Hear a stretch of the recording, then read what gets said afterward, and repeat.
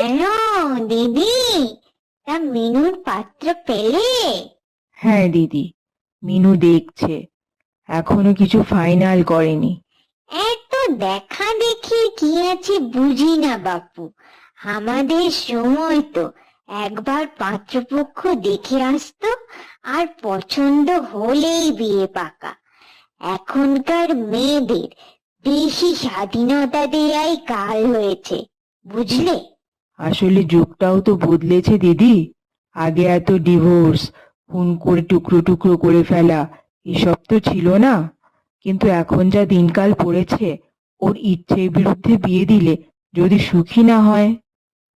আমার খেন্তিকে একবার দেখেই পছন্দ করে ফেলেছিল, আর ওর তো 6 মাসের মধ্যে বিয়েও দিয়ে দিয়েছিলাম।